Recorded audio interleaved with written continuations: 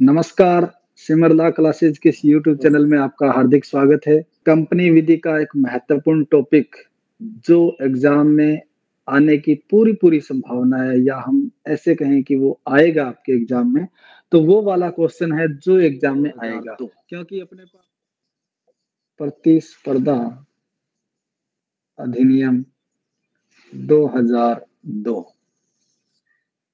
ये company act के साथ आपके ये कंपनी एक्ट व प्रतिस्पर्धा अधिनियम 2002, तो निश्चित रूप से यहाँ से एक क्वेश्चन आएगा, निश्चित रूप से आएगा। एक क्वेश्चन तो आना ही आना है। यहाँ से 4-5 क्वेश्चन वहां से आ सकते हैं, एक क्वेश्चन यहाँ से आएगा। प्रतिस्पर्धा अधिनियम 2002, हम प्रतिस्पर्धा विधि के बारे में बात करेंगे। प्रतिस्पर्धा, इसका जो उद्देश्य है, इसका जो उद्भव है वो किस प्रकार से हुआ, आखिर इसका उद्देश्य क्या था, क्यों इस एक्ट को लेके आया गया। इसके अंतर्गत एक प्रतिस्पर्धा आयोग की भी स्थापना की गई है। तो वो आयोग की स्थापना कैसे होती है, उसकी संरचना क्या है, उसके कार्य क्या है, उसकी पावर्स क्या है, उन सब को लेके अपने एक पर्सन इस तरीके का तैयार किया है कि यहाँ से एग्जाम में आए तो आपको कोई दिक्कत नहीं हो। हालांकि कंपनी एक्ट में भी आपके क्वेश्चन आ जाएंगे जो अपन ने पढ़े हैं, पर ये वाला है वो निश्चित हो जाएगा कि अगर ये आता है तो आपको दिक्कत नहीं आएगी। प्रतिस्पर्धा अधिनियम 2002, ये जो द कॉम्पिटिशन एक्ट 2002, इसके बारे में अपन देखेंगे कि प्रतिस्पर्धा, प्रतिस्पर्धा किसको कहते हैं, कंपटीशन किसको कहते हैं। प्रतिस्पर्धा किसको कहते हैं, कंपटीशन यानी क्या करना, एक दूसरे की प्रति, इसको प्रतियोगिता भी कहते हैं। इसका अगर प्रतियोगिता नाम आ जाए ना कहीं आपके एग्जाम में, प्रतियोगिता पूछ ले तो घबराने की आवश्यकता नहीं है। बस प्रतियोगिता, एक दूसरे से बढ़ करके काम करना, एक दूसरे की। देखिए, प्रतिस्पर्धा का मतलब होता है कि हर व्यक्ति में ये भावना होती है, प्रतिस्पर्धा की, प्रतियोगिता की हर व्यक्ति में भावना होती है कि वो दूसरे के साथ प्रतिस्पर्धा रखता है, कंपटीशन रखता है कि वो उससे ज्यादा करे, उससे ज्यादा करे। अगर कहीं कोई स्टूडेंटों में है तो वो चाहता है कि मैं इससे ज्यादा नंबर लेके आऊं, ऐसी प्रतिस्पर्धा होती है। लेकिन हमें वो प्रतिस्पर्धा नहीं करनी। हमें यहाँ व्यापार के सिलसिले में, कंपनी कर रहे हैं हम, तो हमारे कंपनी के क्षेत्र में या जो व्यापार वाणिज्य कारोबार है, जो मार्केट है, बाजार है, उसमें जो कंपटीशन हो रहा है उसको लेके ये एक्ट बनाया गया है। प्रतिस्पर्धा अधिनियम 2002 लिखा गया है कि मनुष्य एक सामाजिक प्राणी है, वे समाज में रहते हैं, सामाजिक प्राणी है, स्वाभाविक सी बात है। लेकिन प्रतिस्पर्धा भी उसका एक स्वाभाविक लक्षण होता है। वे हर मनुष्य के अंदर ये भावना होती है प्रतिस्पर्धा की, दूसरों के साथ उसको होड़, जिसको कहते हैं होड़ करने की, उसमें भावना होती है कि वह उससे आगे जाए। हर व्यक्ति किसी ना किसी प्रकार से आगे बढ़ना चाहता है, किसी भी प्रकार से, येन केन प्रकरण, यानी वो कोई भी तरीका अपना करके ये चाहता है कि समाज में मेरी प्रतिष्ठा हो, समाज में सबसे ज्यादा पैसा मेरे पास हो, सबसे बड़ी कोठी मेरे पास हो और सबसे बड़ी गाड़ी मेरे पास हो। ये भावना सभी की रहती है। इसके लिए वो क्या करता है, कुछ जायज कुछ नाजायज तरीकों को अपनाते हुए पैसा कमाने के लिए क्या करता है, कंपटीशन करता है। चाहे वह कोई भी क्षेत्र हो, कोई भी सेक्टर हो, व्यापार का हो या कोई शिक्षा का क्षेत्र हो या कोई और क्षेत्र हो, आईटी सेक्टर, कहीं भी किसी भी क्षेत्र में चलाओ, ये प्रतिस्पर्धा का दौर आपको हर जगह देखने को मिलेगा।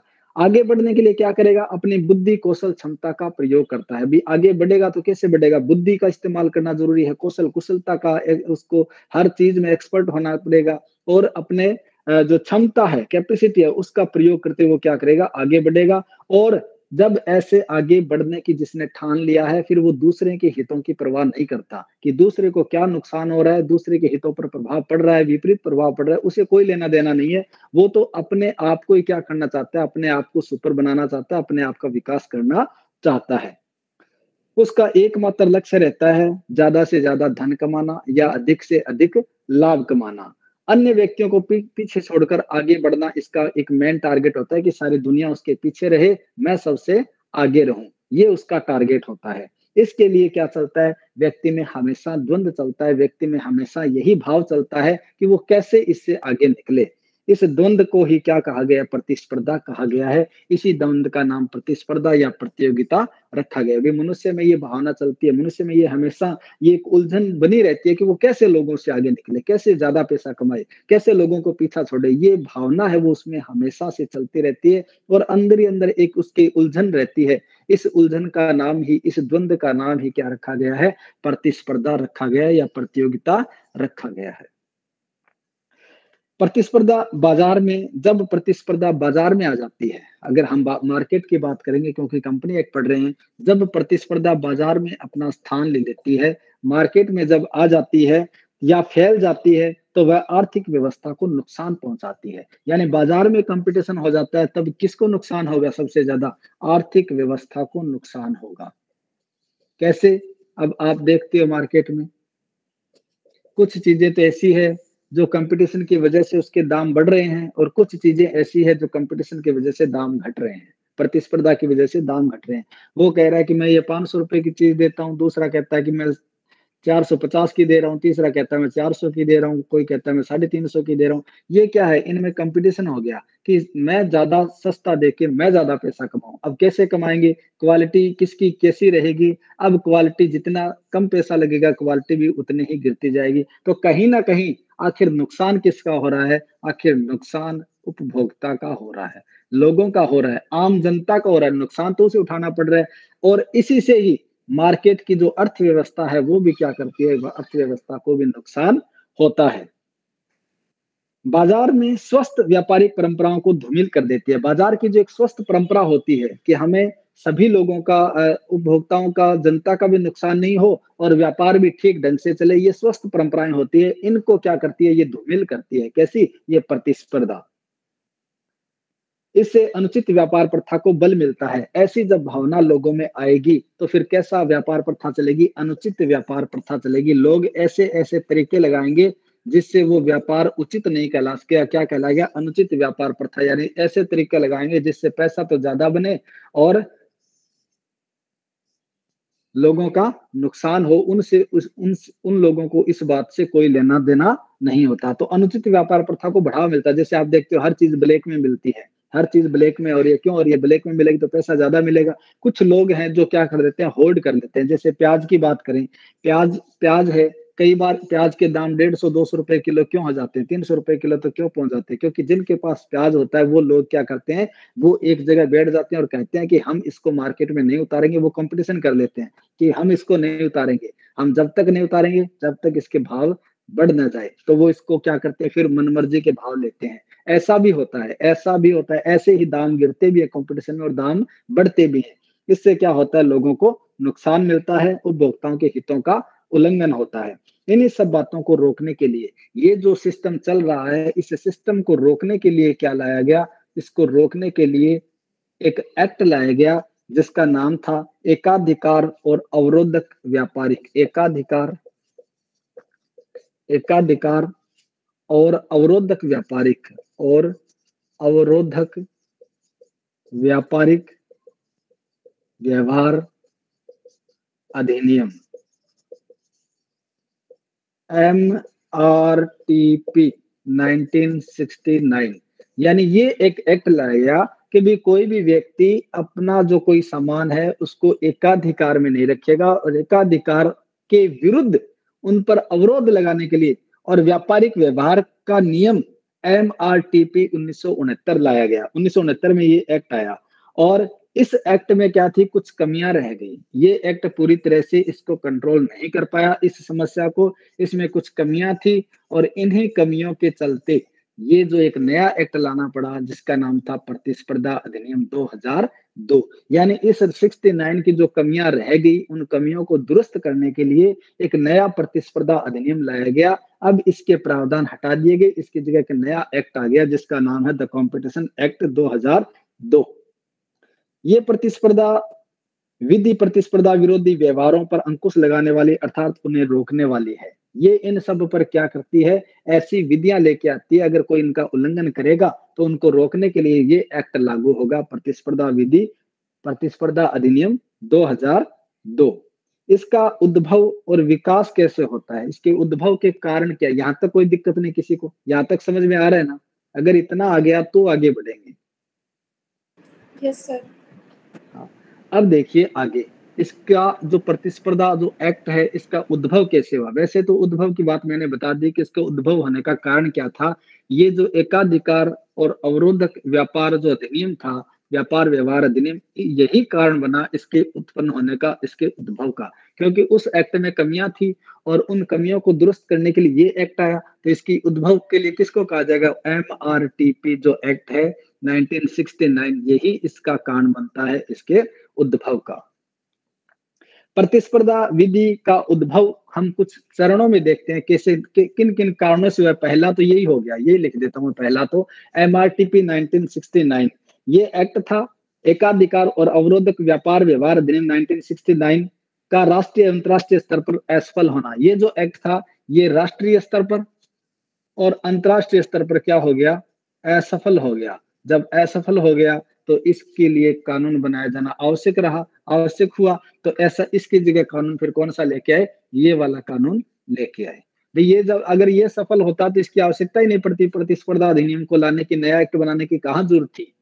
जब ये असफल हो गया तब इसकी जगह नया एक्ट लाना पड़ा, जिसका नाम था प्रतिस्पर्धा अधिनियम 2002। भारतीय प्रतिस्पर्धा आयोग की स्थापना करना। दूसरा क्या कर दिया कि भारतीय प्रतिस्पर्धा आयोग की स्थापना कर दी गई थी। जब भारतीय प्रतिस्पर्धा आयोग की स्थापना कर दी तो उसके लिए भी एक एक्ट लाना पड़ा, भारतीय प्रतिस्पर्धा आयोग की स्थापना। ये भी इसका एक कारण बना, जिसके कारण से इस एक्ट को लाना पड़ा। तीसरा, व्यापार जगत में स्वस्थ प्रतिस्पर्धा का विकास करना। इससे ये लगा कि ये तो पूरी तरह से रोक नहीं पाया, तो व्यापार जगत में अव्यवस्था फैल गई। तो व्यापार जगत में क्या किया जाए? जो स्वस्थ प्रतिस्पर्धा है उसका विकास करना, स्वस्थ प्रतिस्पर्धा का विकास करना इसका एक कारण रहा। व्यापार जगत में क्या है? एक ऐसी प्रतिस्पर्धा तो होनी भी चाहिए विकास के लिए, लेकिन स्वस्थ प्रतिस्पर्धा होनी चाहिए, अनुचित प्रतिस्पर्धा नहीं होनी चाहिए। तो स्वस्थ प्रतिस्पर्धा के लिए इस एक्ट को लाया गया। लोगों में कंपटीशन तो हो लेकिन ठीक हो। नेक्स्ट, उपभोक्ता हितों को संरक्षण प्रदान करना।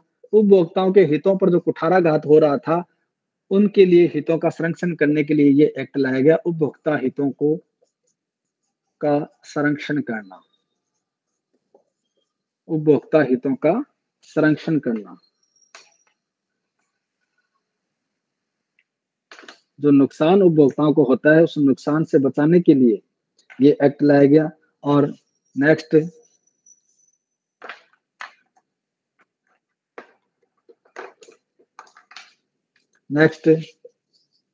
एकाधिकार और अवरोधक व्यापार व्यवहार अधिनियम, यानी ये MRTP 1969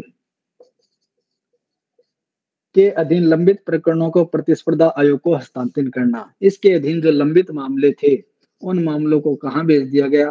प्रतिस्पर्धा आयोग को ट्रांसफर कर दिया गया। इसकी वजह से ये एक्ट लाना पड़ा। तो जो इसको तो खत्म कर दिया, अब इसके जो मामले थे वो कहां भेज दिए? इस प्रतिस्पर्धा आयोग को भेज दिया। तो प्रतिस्पर्धा आयोग को भेज दिया तो कोई फिर एक्ट तो बने, कोई कानून तो बने जो इसकी जगह काम करेगा। तो इस लंबित प्रकरणों के निपटारे के लिए भी ये आयोग, ये कानून है वो लाया गया। कुल मिलाकर अगर हम निष्कर्ष की बात करें तो ये जो प्रतिस्पर्धा, जो एकाधिकार और अवरोधक व्यापार व्यवहार अधिनियम है, इसी की वजह से ही क्या हुआ? ये एक्ट लाया गया। यानी इसमें जो कमियां रह गई उन कमियों को ठीक करने के लिए ये एक्ट लाया गया। एकाधिकार और अवरोधक व्यापार व्यवहार विधि से प्रतिस्पर्धा किस प्रकार भिन्न है? ये कोई खास है नहीं। देखिए कैसे भिन्न है। हाँ, ये जो है ना, एकाधिकार का मतलब कुछ लोगों के हाथ में कोई चीज आ जाना, उनकी मोनोपोली हो जाना। जब कई चीजों आप देखते हो, कई चीजों के दाम बढ़ते हैं मोनोपोली की वजह से बढ़ते हैं। तो वो ये एक्ट चाहता है कि भी ऐसी अगर किसी की मोनोपोली है तो वो व्यापार में ऐसा नहीं होना चाहिए जिससे लोगों का नुकसान हो। इनके विरोध में ये एक्ट लाया गया। भी ऐसा नहीं कर सकते आप, ऐसी कोई प्रथा, कोई ऐसा प्रचलन नहीं रखेंगे मार्केट में जिससे लोगों को कोई आर्थिक नुकसान हो, देश की व्यापारिक अर्थव्यवस्था को कोई नुकसान हो। ऐसा कार्य नहीं किया जाएगा। उसके विरोध में ये प्रतिस्पर्धा अधिनियम लाया गया ताकि ऐसी कार्रवाइयों के विरुद्ध कार्रवाई की जाए। प्रतिस्पर्धा जो एक्ट है इसका मुख्य उद्देश्य क्या है? इसका उद्देश्य तो कुछ 2-4 उद्देश्य मैं आपको बता देता हूं। यहाँ पे हम थोड़ा सा इसको जल्दी करेंगे क्योंकि इसके आगे वाली जो चीज है ना काम की वो है। उद्देश्य वगैरह क्या पता पूछे कि नहीं पूछे। इस अधिनियम का कुछ मुख्य उद्देश्य बताए गए, जिनमें पहला है कंपनियों द्वारा वर्चस्व के दुरुपयोग को रोकना, यानी कंपनियों के द्वारा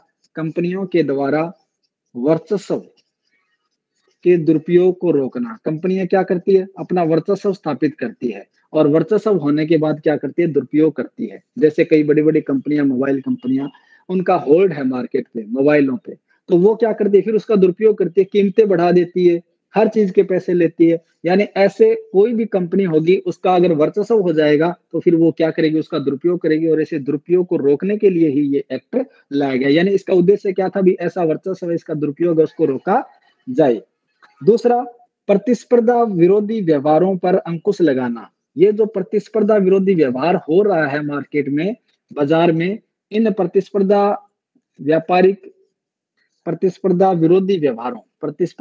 विरोधी व्यवहारों पर अंकुश लगाना इसका मुख्य उद्देश्य है। भाई इन पर रोक लगे, ऐसा जो व्यवहार है प्रतिस्पर्धा का, व्यापार विरोधी व्यवहार है, उस पर अंकुश लगाना इसका एक उद्देश्य है।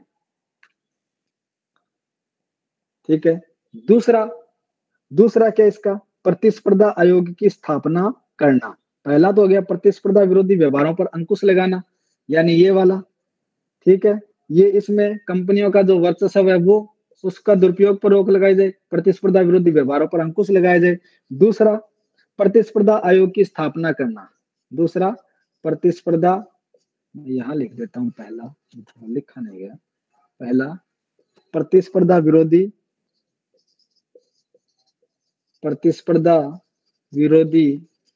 व्यवहारों पर अंकुश लगाना, पहला। इसमें दो बातें आ गई। दूसरा, प्रतिस्पर्धा आयोग की स्थापना करना। प्रतिस्पर्धा आयोग की स्थापना करना। दूसरा उद्देश्य इसका क्या है, दूसरा उद्देश्य यह था कि एक प्रतिस्पर्धा आयोग की स्थापना की जाए। किसकी, प्रतिस्पर्धा आयोग की स्थापना की जाए, जो स्वस्थ प्रतिस्पर्धा का निर्माण करेगी, जनसाधारण में स्वस्थ प्रतिस्पर्धा के लिए जागरूकता उत्पन्न करने का काम करेगा। भाई ये प्रतिस्पर्धा आयोग क्या करेगा, ये जनता के अंदर एक ऐसी स्वस्थ प्रतिस्पर्धा की भावना का प्रचार प्रसार करेगा, लोगों को जागरूक करेगा कि ऐसे अगर होता है तो आप या तो कंप्लेंट कीजिए या कार्रवाई कीजिए, हम आपके साथ हैं, तो लोगों को इनके शोषण से बचाया जा सके।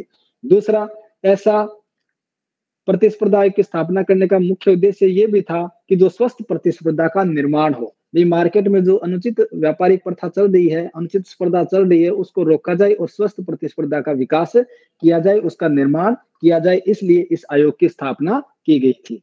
तीसरा, उपभोक्ता के हितों को संरक्षण प्रदान करना। इसका और उद्देश्य क्या था, इसका और उद्देश्य यह था कि उपभोक्ता के हितों को संरक्षण प्रदान करना, उपभोक्ता के हितों को संरक्षण प्रदान करना, उपभोक्ता के हितों को संरक्षण प्रदान करना। इसका तीसरा उद्देश्य है कि उपभोक्ता के हितों को क्या किया जाए, संरक्षण प्रदान किया जाए। कैसे करेंगे, तो पहली बात, इसकी बात करें, पहली बात क्या होगी कि प्रतिस्पर्धा पर प्रतिकूल प्रभाव डालने वाले व्यवहारों को रोकना। पहला जो तीसरी बात का है,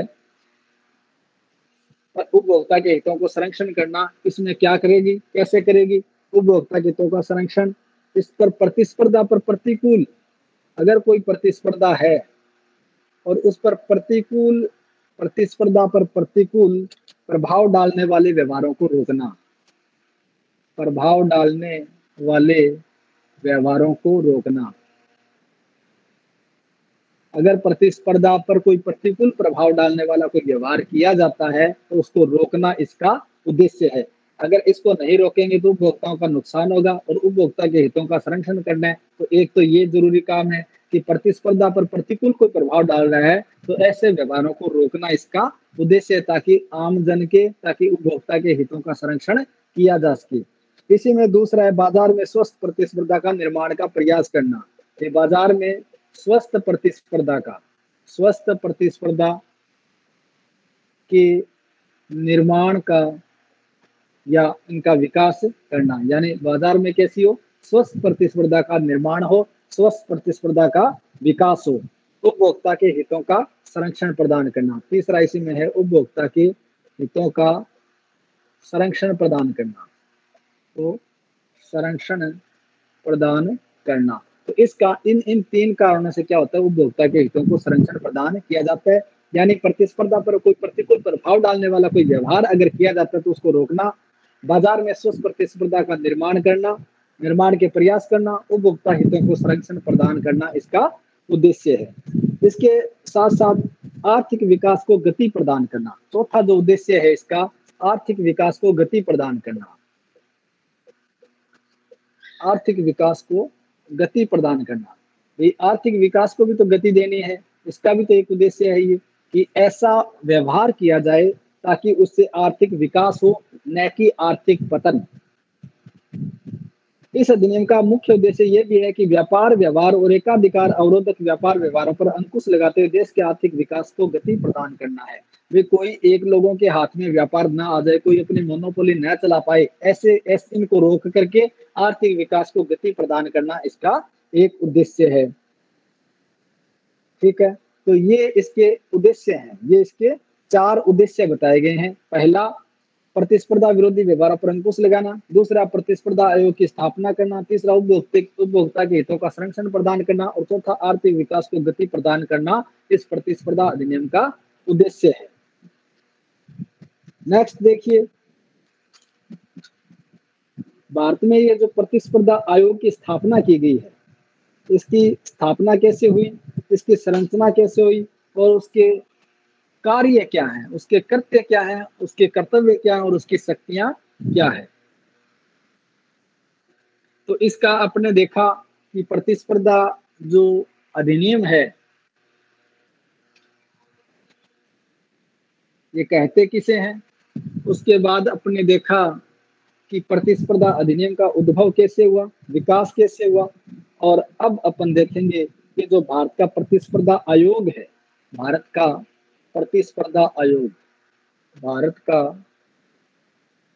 प्रतिस्पर्धा आयोग, इसकी स्थापना कैसे होगी, इसकी स्थापना कैसे होगी, भारत का प्रतिस्पर्धा आयोग की स्थापना कैसे होगी।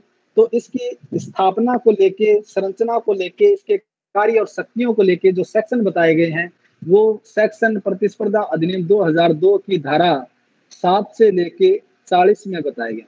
सेक्शन 7 से लेके 40 में इसके बारे में बताया गया है कि कैसे इसकी संरचना होगी, कैसे इसका कार्य होंगे, क्या इनकी लायबिलिटी होगी, क्या इनकी पावर्स होगी, वो सारी बातें यहाँ बताई गई है। स्थापना को लेके कहा गया है कि भारत में क्या किया जाएगा, प्रतिस्पर्धा आयोग की स्थापना की जाएगी। कौन करेगी, केंद्रीय या राज्य सरकार, केंद्रीय या राज्य सरकार, जैसी भी स्थिति हो भारत में क्या की जाएगी, भारत में केंद्रीय सरकार ही करेगी, राज्य सरकार का तो काम ही नहीं है, तो भारत का आयोग है। केंद्रीय सरकार क्या करेगी, भारत का प्रतिस्पर्धा आयोग की स्थापना करेगी। कैसे करेगी, शासकीय राजपत्र में अधिसूचना जारी करके, यानी गजट में नोटिफिकेशन जारी करके करेगी, गजट में नोटिफिकेशन जारी करके केंद्रीय सरकार इसकी स्थापना करेगी प्रतिस्पर्धा आयोग की। कैसे करेगी, गजट में नोटिफिकेशन जारी करेगी, नोटिफिकेशन जारी करके करेगी। और इसका नाम दिया गया है, इसका नाम रखा गया है भारत का प्रतिस्पर्धा आयोग। इसका नाम क्या है, भारत का प्रतिस्पर्धा आयोग।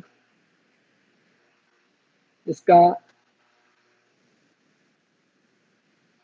CCE, the competition commission of India, the competition commission of India, the competition commission of India, CCI के नाम से भी इसे जाना जाता है। CCI, the competition commission of India. ये जो आयोग होगा ये एक निगमित निकाय होगा। क्या होगा, निगमित निकाय होगा। ये जो आयोग है वो निगमित निकाय होगा, अपनी स्वतंत्र बॉडी होगी, निगमित बॉडी होगी ये। इसमें क्या होगा, इसका एक शाश्वत उत्तराधिकार होगा। इसका क्या होगा, शाश्वत उत्तराधिकार होगा। शाश्वत उत्तराधिकार कल अपने पढ़ा था ना, कहीं आया था कंपनी एक्ट में, कंपनी के बारे में आया था कि कंपनी का क्या होगा, शाश्वत उत्तराधिकार होगा। जो पब्लिक कंपनी होगी वो क्या होगी, शाश्वत उत्तराधिकार रखेगी। यानी ये सदस्यों के साथ खत्म नहीं होगा, सदस्य चले जाएंगे, सदस्य की जगह कोई और सदस्य आ जाएगा, अध्यक्ष चला जाएगा, अध्यक्ष की जगह कोई और आ जाएगा, पर ये जो आयोग है ये हमेशा बना रहेगा। यानी ये हमेशा क्या रहेगा, शाश्वत उत्तराधिकार होगा। आगे से आगे लोग आते जाएंगे, उनको ये हैंडओवर होता रहेगा, खत्म नहीं होगा किसी के साथ। दूसरा, इसकी अपनी एक क्या होगी, सामान्य मुद्रा होगी, अपनी एक क्या होगी, इसकी मुद्रा होगी। कंपनी की जैसे मुद्रा होती है ना, वैसे ही इस आयोग की भी अपनी क्या होगी, मुद्रा होगी, सील होगी, मोहर होगी, जिसको मोहर कहते हैं, मोहर या सामान्य भाषा में मोहर जिसको कहते हैं। यह संपत्ति का अर्जन और व्ययन का अधिकार होगा, अर्जन व्ययन का इसे क्या होगा, अधिकार होगा। ये संपत्ति का अर्जन भी कर सकता है, एक्वायर भी कर सकता है, संपत्ति को डिस्पोज भी करने का इसे राइट होगा। इसको भारतीय प्रतिस्पर्धा आयोग को ये क्या कर सकता है, ये संविदा भी कर सकता है, संविदा भी कर सकेगा। इसको संविदा करने की भी पावर होगी, वो जिसके चाहे कॉन्ट्रैक्ट कर सकता है, संविदा कर सकता है। इसके साथ साथ ये वाद भी संस्थित कर सकता है, वाद संस्थित करने का भी इसे क्या होगा, अधिकार होगा, वाद संस्थित कर सकेगा। ये खुद वाद संस्थित कर सकेगा और कोई दूसरा इसके विरुद्ध वाद संस्थित कर सकेगा, क्योंकि ये निकाय है, बॉडी है, बॉडी है तो लीगल पर्सन आ गया, लीगल पर्सन है तो क्या है, ये खुद वाद दायर कर सकता है, इसके विरुद्ध वाद दायर किया जा सकता है। ठीक है, सेक्शन 7 में ये बताया गया सारा कुछ। इसका जो मुख्यालय है वो कहाँ होगा, इसका जो मुख्यालय है वो कहाँ होगा, मुख्यालय होगा इसका नई दिल्ली में। कहाँ होगा, नई दिल्ली में। ठीक है, तो इसकी संरचना कैसे होगी, केंद्रीय सरकार गजट में नोटिफिकेशन जारी करके इसकी संरचना करेगी। इसको भारतीय प्रतिस्पर्धा आयोग कहा जाएगा, इसका नाम ये होगा, ये निगमित निकाय होगा, इसका अपना एक शाश्वत उत्तराधिकार होगा, इसकी स्वयं की मुद्रा होगी और इसका अर्जन व्ययन का अधिकार होगा, संविदा कर सकेगा, वाद संस्थित कर सकेगा, किसी के विरुद्ध, इसके विरुद्ध वाद लाया जा सकेगा। और इसका जो हेड ऑफिस मुख्यालय है वो कहाँ होगा, नई दिल्ली में होगा। ये तो थी इसकी संरचना, इसकी स्थापना को लेके बात। अब देखिए इसकी संरचना, अब इसकी संरचना कैसी होगी, यानी ये जो प्रतिस्पर्धा आयोग है इसकी संरचना कैसे होगी। तो दूसरा जो है अपना संरचना कैसे होगी, ये जो प्रतिस्पर्धा आयोग है इसकी संरचना कैसे बनेगी, तो इसमें एक अध्यक्ष होगा। क्या होगा, एक तो अध्यक्ष होगा और कम से कम 2 सदस्य होंगे। कम से कम कितने सदस्य होंगे, कम से कम 2 तो होंगे ही होंगे, 2 सदस्य होंगे। और अधिकतम सदस्य कितने हो सकते हैं, अधिकतम सदस्य होंगे 6, अधिकतम 6 सदस्य तक हो सकते हैं।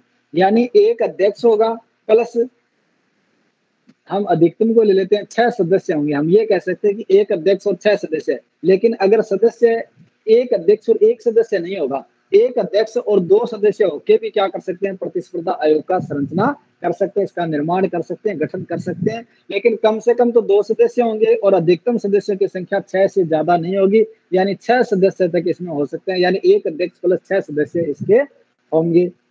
जो अध्यक्ष होगा उसको कौन नियुक्त करेगा, उसे केंद्रीय सरकार नियुक्त करेगी। अध्यक्ष की नियुक्ति कौन करेगी, अध्यक्ष की नियुक्ति केंद्रीय सरकार करेगी। कौन करेगी, केंद्रीय सरकार, क्योंकि आयोग की स्थापना यही करती है तो यही इसकी नियुक्ति करेगी। अध्यक्ष की नियुक्ति कौन करेगी, केंद्रीय सरकार करेगी। अध्यक्ष और सदस्य पद के लिए ऐसे व्यक्ति पात्र होंगे जिन्हें कम से कम 15 वर्षों का अनुभव हो। भाई अध्यक्ष और सदस्य बनने के लिए कौन पात्र होगा, वो लोग पात्र होंगे जिनको एक सूची दी गई है कि ऐसे कार्यों में अगर 15 वर्ष का एक्सपीरियंस है तो वो लोग क्या है, वो लोग इसके अध्यक्ष और सदस्य बन सकते हैं।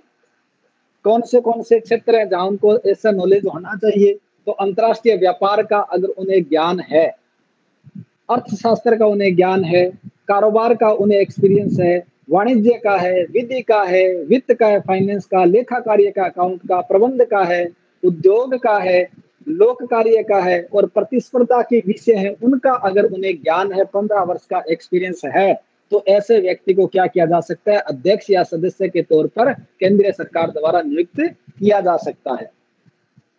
अध्यक्ष और सदस्य होंगे वो ईमानदार और सत्यनिष्ठ व्यक्ति होंगे। कैसे व्यक्ति होंगे, ईमानदार और सत्यनिष्ठ व्यक्ति होंगे। धारा 8 में ये इनकी संरचना बताई गई है।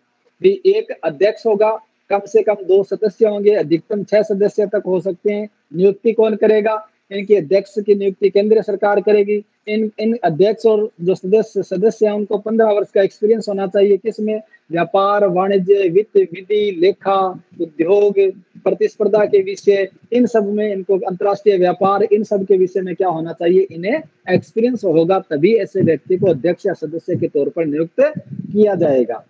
इनका चयन कैसे होगा? इनका चयन कैसे होगा? अध्यक्ष का और सदस्यों का चयन कैसे होगा? तो इनका चयन कैसे होगा? सिलेक्शन कैसे होगा अध्यक्ष का और इनके सदस्यों का? तो चयन के लिए एक चयन समिति की स्थापना की जाती है। चयन के लिए क्या की जाएगी? एक चयन के लिए एक सिलेक्शन कमेटी होगी, चयन समिति होगी। वो जो अनुशंसा करेगी, ये चयन समिति अनुशंसा करेगी, उन व्यक्तियों का क्या किया जाएगा? चयन किया जाएगा अध्यक्ष और सदस्य के तौर पर। ये जो चयन समिति होगी, इसमें कौन होगा? ये किनसे मिलकर बनेगी? Selection committee. ये सिलेक्शन कमेटी मिलकर बनेगी। एक तो कौन व्यक्ति होगा? इसका अध्यक्ष होगा। एक तो कौन होगा? इस चयन समिति का अध्यक्ष होगा, और कम से कम इसके 3 क्या होंगे? सदस्य होंगे। 3 इसके सदस्य होंगे। एक अध्यक्ष और 3 सदस्यों से मिलकर ये सिलेक्शन कमेटी बनाई जाएगी। ये सिलेक्शन कमेटी क्या करेगी? ऐसे अध्यक्ष और उसके सदस्यों का चयन की अनुशंसा करेगी, और चयन की अनुशंसा करने के बाद केंद्रीय सरकार को रिपोर्ट भेज देगी, और केंद्रीय सरकार ऐसे नामों को क्या कर देगी? मंजूरी दे देगी, उनको अध्यक्ष और सदस्य के तौर पर नियुक्त कर देगी। तो अध्यक्ष कौन होगा इस चयन समिति में? चयन समिति का अध्यक्ष होगा भारत के उच्चतम न्यायालय के, भारत के उच्चतम न्यायालय का मुख्य न्यायाधीश। भारत के उच्चतम न्यायालय का मुख्य न्यायाधीश इसका क्या होगा? अध्यक्ष होगा। या अगर खुद नहीं है, अगर मुख्य न्यायाधीश खुद नहीं है, तो वो जिसका नाम निर्दिष्ट करेगा, मुख्य न्यायाधीश जिसका नाम निर्दिष्ट करेगा, ऐसे व्यक्ति को क्या होगा? ऐसे व्यक्ति को उसका अध्यक्ष बनाया जाएगा। भाई मुख्य न्यायाधीश ये कह दे कि मैं तो नहीं बनता, लेकिन मैं इस व्यक्ति को कहता हूं कि ये इसका अध्यक्ष बने, तो वो क्या कर देगा? ऐसे वो व्यक्ति इसका अध्यक्ष होगा। किसका? चयन समिति का। यहाँ चयन समिति की बात चल रही है, पैनल की बात चल रही है। वो जो सिलेक्शन करके भेजेगी, जिनका चयन करेगी आगे अध्यक्ष का, इसका सदस्यों का, तो ये चयन समिति होगी। इसका अध्यक्ष कौन होगा? सुप्रीम कोर्ट का मुख्य न्यायाधीश होगा। अगर वो नहीं है तो वो जिसको निर्दिष्ट करे, ऐसा व्यक्ति इसका अध्यक्ष होगा। 3 सदस्य होंगे, जो कौन कौन होंगे? 3 सदस्य में एक तो वो होगा जो निगमित मामलों के मंत्रालय का क्या है? सचिव है। निगमित मामलों के मंत्रालय का सचिव है, वो इसका सदस्य होगा। दूसरा, विधि एवं न्याय मंत्रालय का जो सचिव है, विधि एवं न्याय मंत्रालय का जो सचिव है, वो इसका सदस्य होगा। और तीसरा, विशेष ज्ञान रखने वाले 2 विख्यात क्या होंगे? विशेषज्ञ होंगे। क्या होंगे? विशेषज्ञ होंगे।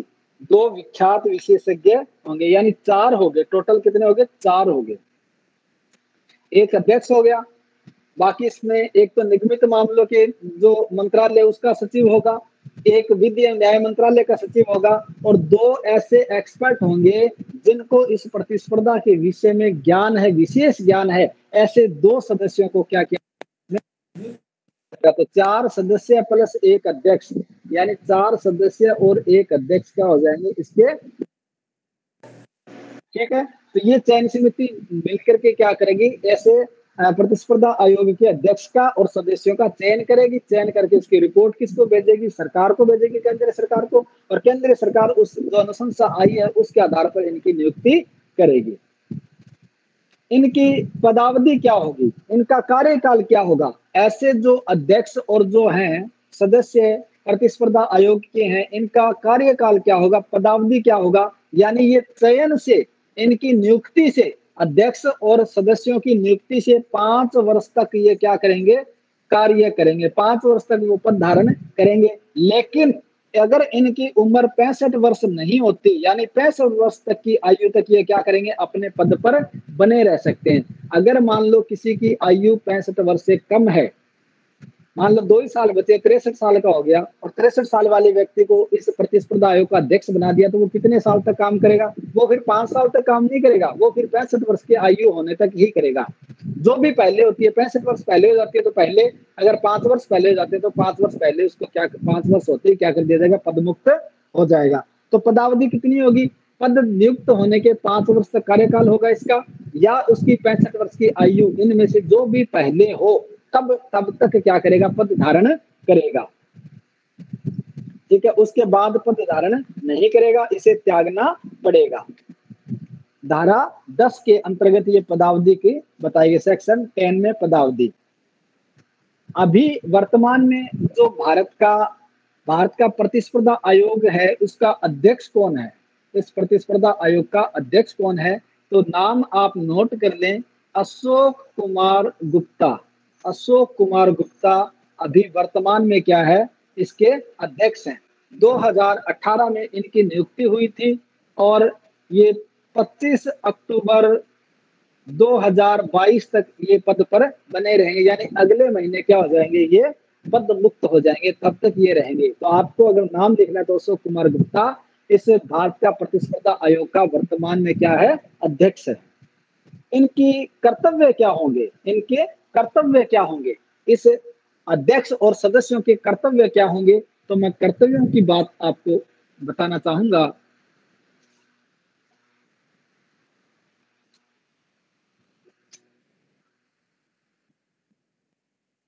प्रतिस्पर्धा आयोग के अध्यक्ष और सदस्य हैं, इनके कर्तव्य क्या होंगे, इनके कर्तव्य क्या होंगे। तो जो सेक्शन 18 है, सेक्शन 18 में इसके कर्तव्य बताए गए। क्या क्या कर्तव्य बताए गए?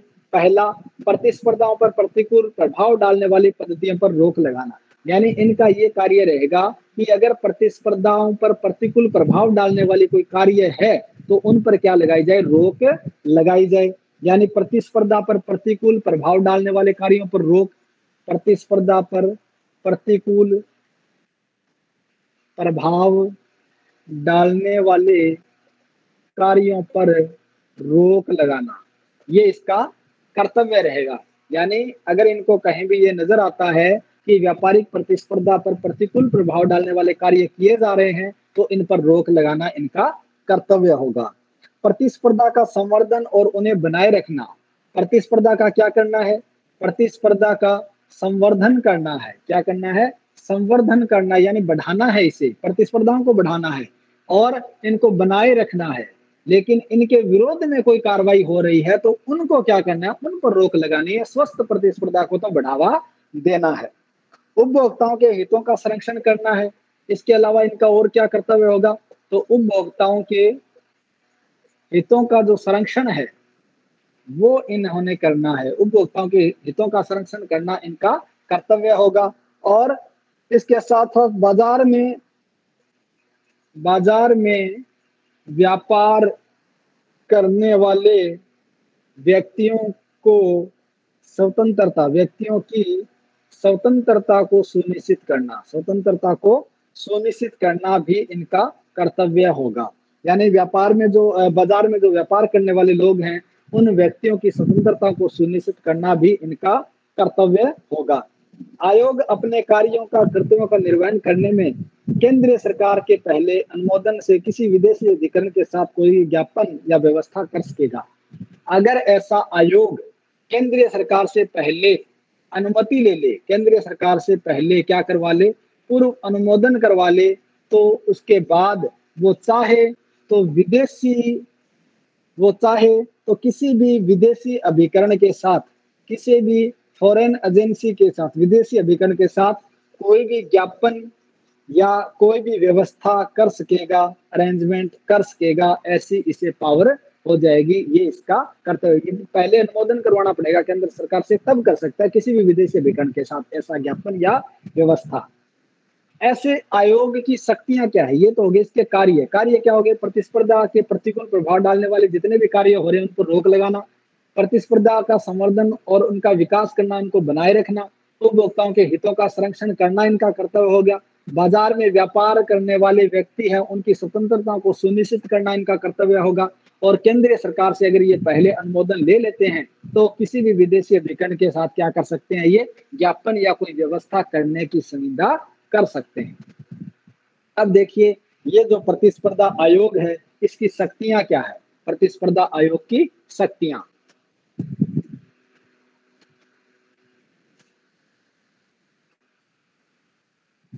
प्रतिस्पर्धा आयोग की शक्तियां, पावर्स क्या है इसकी, क्या क्या शक्तियां हैं, एक एक शक्तियों को यहाँ देख लेते हैं। पहली शक्ति क्या होगी, इसे उपबंधों के उल्लंघन पर जांच करने की शक्तियां। इसकी उपबंधों के उल्लंघन पर, उपभोक्तों के उपबंधों के उल्लंघन पर जांच करने की शक्तियां, जांच करने की शक्तियां। किसके उपबंधों के उल्लंघन पर, इस प्रतिस्पर्धा अधिनियम 2002 का अगर कहीं उल्लंघन हो रहा है तो ऐसे उल्लंघन पर ये क्या कर सकते हैं, स्वतः भी कर सकते हैं, और इनको अगर शिकायत मिलती है तब ये क्या कर सकते हैं, जांच करने की इन्हें पावर होगी। यानी अगर ऐसे व्यापार प्रतिस्पर्धा विरोधी कोई व्यवहार हो रहा है या प्रतिस्पर्धा विरोधी कोई करार हो रहा है, तो ऐसे से किसी उल्लंघन, कोई इस अधिनियम के उपबंधों का अगर उल्लंघन हो रहा है तो ऐसे मामलों की ये क्या कर सकता है, जांच कर सकता है। कौन, ये प्रतिस्पर्धा आयोग। ये स्व प्रेरणा से भी कर सकता है या किसी की सूचना पर भी ऐसा कर सकता है। अपने आप को कोई सूचना मिल गई, स्व प्रेरणा से सो मोटो से कर लेगा, या कहीं कोई सूचना मिली है कि कहीं ऐसा हो रहा है तो वहां जाके ये क्या कर सकता है, जांच कर सकता है। दूसरी बात, संयोजन के मामलों की जांच करना। संयोजन के मामलों की जांच करना, संयोजन के मामलों की जांच करना। भारत में प्रतिस्पर्धा पर प्रतिकूल प्रभाव डालने वाले कुछ मामले हैं जिनकी ये जांच कर सकेगा। जैसे धारा 5 के खंड ख, धारा 5 के खंड क के अंतर्गत आने वाले अर्जनों को लेके, या धारा 5 के खंड ख के अंतर्गत विनिर्दिष्ट नियंत्रण अवधि के मामलों को लेके, विनिर्दिष्ट नियंत्रण अवधि के मामलों को लेके जांच कर सकती है। इसके अलावा धारा 5 के खंड ग में निर्देशित विलय, निर्देशित विलय, मर्ज जो हो जाता है ना, मर्ज, निर्देशित विलय अथवा समामेलन, अथवा समामेलन पर जांच कर सकता है। क्या कर सकता है, इनकी जांच कर सकता है। भाई कोई प्रॉपर्टी जो सेक्शन 5 क के अंतर्गत जो कंपनी को अर्जित हो रही है, उनको लेके विनिर्दिष्ट नियंत्रण अवधि को लेके निर्देशित विलय आदि या समामेलन किसी का हो रहा है, किसी दो में किसी का विलय हो रहा है, तो ऐसे मामलों की ये जांच कर सकता है। तीसरा, सांविधिक प्राधिकारी द्वारा, कौन से प्राधिकारी द्वारा, सांविधिक प्राधिकारी द्वारा, सांविधिक प्राधिकारी द्वारा निर्देशित मामलों में, निर्देशित मामलों में राय देना, निर्देशित मामलों में राय देना। अगर कोई संवैधानिक प्राधिकारी है और वो कोई ऐसा मामला ऐसे प्रतिस्पर्धा आयोग को निर्देशित करता है कि इस पर आप अपनी राय दें, तो ऐसे में क्या करेगा, ये प्रतिस्पर्धा आयोग ऐसे मामलों में राय देगा, और राय देगा, सलाह मशवरा करना है वो कर लेगा, उनको राय देगा। जब भी कोई मामला इसके समक्ष आएगा, ऐसे आयोग के समक्ष, तो ये क्या करेगा, ये उसके बारे में निर्देशित करेगा, उनको निर्देश देगा, उनको राय देने का काम भी ये करेगा। नेक्स्ट, अंतरिम आदेश देने की शक्ति, अंतरिम आदेश देने की शक्ति, यानी इसको प्रतिस्पर्धा आयोग को क्या है, अंतरिम आदेश देने की भी इसे शक्ति है। अंतरिम, एक तो होता है अंतिम और एक होता है अंतरिम, तो ये अंतरिम आदेश देने की शक्ति इसे प्रदान की गई है। आयोग किसी भी उल्लंघनों को रोकने के लिए अस्थायी तौर पर क्या कर सकता है, अंतरिम आदेश पारित कर सकता है धारा 33 के तहत। यानी कोई ऐसा उल्लंघन हो रहा है जो व्यापार विरोधी है, ऐसे उल्लंघन को रोकने के लिए आयोग क्या कर सकता है, तुरंत अस्थायी रूप से एक बार उनको रोकने का आदेश ऐसे दे सकता है। अंतरिम होगा, फाइनल नहीं होगा, अंतरिम आदेश देके उसको तुरंत रोक सकता है, तो रोकने का आदेश दिया जा सकता है। अपनी नेक्स्ट, अपनी प्रक्रिया, आयोग क्या कर सकता है, अपनी प्रक्रिया को विनियमित करने की शक्तियां होगी, अपनी प्रक्रिया को विनियमित करने की शक्तियां होगी, विनियमित करने की इसे क्या होगी, शक्ति होगी। यानी आयोग को खुद को ये बताया गया है, खुद को ये पावर दी गई है कि आप जैसा काम करें, आपने कौन से मामले कौन सी प्रोसेस के तहत अपनाने हैं, तो जो प्रोसेस आप चाहें वो प्रोसेस क्या कर सकते हैं, आप अपना सकते हैं, प्रक्रिया आप अपने हिसाब से अप्लाई कर सकते हैं। तो आयोग क्या करता है, आयोग नेचुरल जस्टिस के सिद्धांतों का पालन करते हुए अपनी प्रक्रिया को विनियमित करता है। नेक्स्ट छठा, 5 हो गए, छठा क्या हो गया, आदेश को परिशुद्ध करने की शक्तियां। अगर इन्होंने कोई आदेश दे दिया है और अपने आदेश में कोई त्रुटि रह गई है तो आदेशों को क्या कर सकते हैं, परिशुद्ध करने की इन्हें शक्तियां है, परिशुद्ध करने की शक्तियां है। जहां आयोग के द्वारा कोई आदेश पारित किया गया और ऐसे आदेश को देखने से ही ये लगता है, प्राइमा फेसी ये लगता है कि इसमें कोई त्रुटि है, तो ऐसी त्रुटि को दूर करने के लिए क्या कर सकता है, फिर से कोई आदेश जारी कर सकता है। तो आदेश को परिशुद्ध करने की भी इसे शक्ति है। अगर इसमें कोई आदेश पारित किया और उसमें कोई गलती नजर आती है तो बाद में क्या कर सकते हैं, संशोधन वाला आदेश भी ऐसे जारी कर सकते हैं।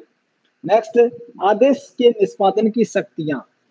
अगर कोई आदेश आयोग जारी करेगा तो उस आदेश का निष्पादन करने की भी इसे शक्ति होगी, एग्जीक्यूशन करने की भी इसे पावर होगी। यानी आदेशों के निष्पादन की शक्तियां, कोई भी आदेश करेगा अगर उसका एग्जीक्यूशन नहीं होगा तो उस आदेश का कोई महत्व नहीं है। तो ऐसे आदेशों का एग्जीक्यूशन करने की भी इसे पावर है। इसने कोई आदेश दिया है, रोकने का दिया है, स्टे का दिया है, तो वो क्या करेगी, जाकर के उसकी पालना करेगी, पालना सुनिश्चित करेगी। तो आदेशों का निष्पादन करने की भी इसे क्या होगी, शक्तियां होगी। धारा जो 38(2) है उसमें ये बताया गया है कि सिविल न्यायालय की इन्हें पावर होगी। कैसे, इनको सिविल न्यायालय यानी ये प्रतिस्पर्धा जो आयोग है, भारत का प्रतिस्पर्धा आयोग, इसको कैसी होगी, इसको सिविल न्यायालय की शक्तियां होगी। क्या होगी, ये अपने आप में क्या होगा, जैसे सिविल कोर्ट काम करता है ना, वैसे ही सिविल न्यायालय की इसे शक्तियां होती है। यानी सिविल कोर्ट की तरह ये काम कर सकता है। तो सिविल कोर्ट की तरह काम करेगा तो सिविल कोर्ट अपने निर्णयों का एग्जीक्यूशन करवाती है, तो ये भी अपने निर्णयों का एग्जीक्यूशन करवा सकता है, अपने आदेशों का पालन कर सकता है। सिविल न्यायालय की शक्तियां, नेक्स्ट टॉपिक भी आ गया, सिविल न्यायालय की शक्तियां 7 हो गए। 8वां लिख दो, सिविल न्यायालय की शक्तियां। यानी ऐसे आयोग को क्या होगी, सिविल न्यायालय की शक्तियां होगी। जैसे सिविल न्यायालय क्या कर सकता है, पक्षकारों को समन जारी कर सकता है, उनको बुलाने के लिए, दस्तावेजों का प्रकटीकरण प्रस्तुतिकरण का आदेश दे सकता है, ऐसे ही शपथ पत्रों पर साक्ष्य ले सकता है और दस्तावेजी साक्ष्यों के परीक्षण के लिए कमीशन जारी कर सकता है और किसी कार्यालय से किसी लोक दस्तावेज अभिलेख या उनकी प्रतियों को मंगाने की अध्यपेक्षा कर सकता है। तो ऐसे ही ये सारे काम कौन कर सकता है, ये सारे काम भारत का प्रतिस्पर्धा आयोग कर सकता है, क्योंकि सेक्शन 38 है वो इसको ये पावर देता है। 38 का सब क्लोज 2 ये कहता है कि इस ऐसे आयोग को सिविल कोर्ट की पावर होगी। तो सिविल कोर्ट जो काम करता है वो काम ये आयोग भी कर सकता है। तो ये इनकी शक्तियां होंगी। ठीक है, तो अपना जो क्वेश्चन था इसको लेके, प्रतिस्पर्धा एक्ट को लेके 2002 में जो जो चीजें अपने को इम्पोर्टेंट लग रही थी अपने वो सारी चीजें इसमें डाल ली है। और अगर चैनल पर कोई नया है तो वो इस सिमरदा क्लासेस के चैनल को सब्सक्राइब जरूर कर लें। ठीक है, थैंक यू, धन्यवाद।